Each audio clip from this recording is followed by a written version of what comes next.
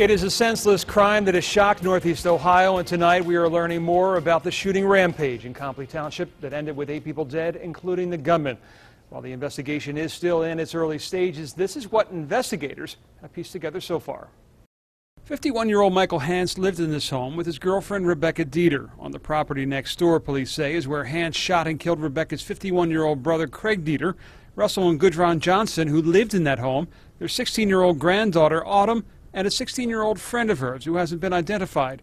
Neighbor Gilbert Eli heard the shots and a cry for help. What I seen, the car was sitting there with 2 people in it shot, and Gertie was laying in the driveway shot, and she wasn't dead when I got there, but she recognized me and she said, Eli. He then noticed Rebecca Dieter, who yelled something to him. And I asked her, I said, well, did anybody call 911 or the police or anything?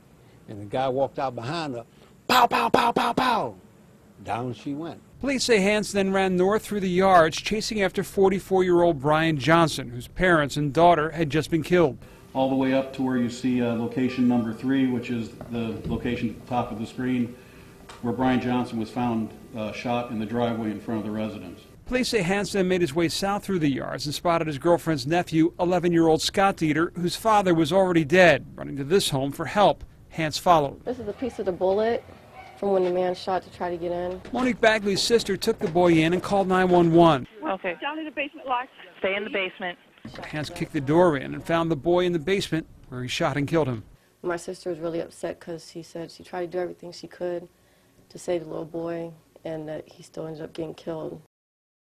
Police arrived at the home where Hans was ultimately shot and killed. Now remember to stay with News Channel 5 and NewsNet5.com for continuing coverage of this story.